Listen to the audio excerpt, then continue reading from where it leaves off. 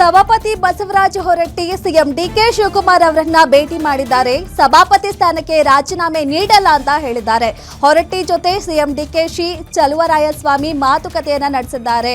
ಸಭಾಪತಿ ಬಸವರಾಜ ಹೊರಟ್ಟಿ ಅವರು ಡಿಕೆ ಶಿವಕುಮಾರ್ ಅವರನ್ನ ಭೇಟಿ ಮಾಡಿದ್ದಾರೆ. ಸಭಾಪತಿ ಸ್ಥಾನಕ್ಕೆ ರಾಜೀನಾಮೆ ಕೊಡಲ್ಲ ಅಂತ ಹೇಳ್ತಾ ಇದ್ದಾರೆ ಬಸವರಾಜ ಹೊರಟ್ಟಿ ಅವರು.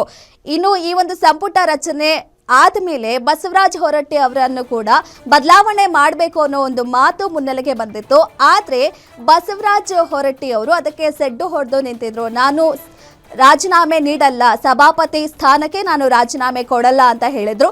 ಆ ಒಂದು ನಿಟ್ಟಿನಲ್ಲಿ ಇದೀಗ ಸಿಎಂ ಡಿಕೆ ಶಿವಕುಮಾರ್ ಅವರನ್ನ ಅವರ ನಿವಾಸದಲ್ಲಿ ಬಸವರಾಜ ಹೊರಟ್ಟಿ ಅವರು ಭೇಟಿ ಮಾಡಿದ್ದಾರೆ, ಮಾತುಕತೆಯನ್ನ ನಡೆಸ್ತಾ ಇದ್ದಾರೆ. ಆ ಒಂದು ಸಂದರ್ಭದಲ್ಲಿ ಚಲುವರಾಯಸ್ವಾಮಿ ಅವರು ಕೂಡ ಅಲ್ಲೇ ಇದ್ದಾರೆ. ನಾನು ರಾಜೀನಾಮೆ ನೀಡಲ್ಲ ಸಭಾಪತಿ ಸ್ಥಾನಕ್ಕೆ ಅಂತ ಹೇಳಿದ್ದಾರೆ. ವಿಧಾನ ಪರಿಷತ್ ಸಭಾಪತಿ ಬಸವರಾಜ ಹೊರಟ್ಟಿ ಬದಲಾವಣೆ ಮಾಡಲು ರಾಜ್ಯ ಸರ್ಕಾರ ಮುಂದಾಗಿತ್ತು. ಪರಿಷತ್ನಲ್ಲಿ ಕಾಂಗ್ರೆಸ್ ಸದಸ್ಯರ ಬಲ ಹೆಚ್ಚಾಗ್ತಿದ್ದಂತೆ ಕಾಂಗ್ರೆಸ್ ಹೈಕಮಾಂಡ್ ನೂತನ ಸಭಾಪತಿಯನ್ನ ಆಯ್ಕೆ ಮಾಡುವುದಕ್ಕೆ ಮುಂದಾಗಿತ್ತು. ಹಾಗಾಗಿ ಹೊರಟ್ಟಿಗೆ ರಾಜೀನಾಮೆ ನೀಡುವಂತೆ ಸಿಎಂ ಡಿಕೆ ಶಿವಕುಮಾರ್ ಸೂಚನೆಯನ್ನ ಕೂಡ ನೀಡಿದ್ರು.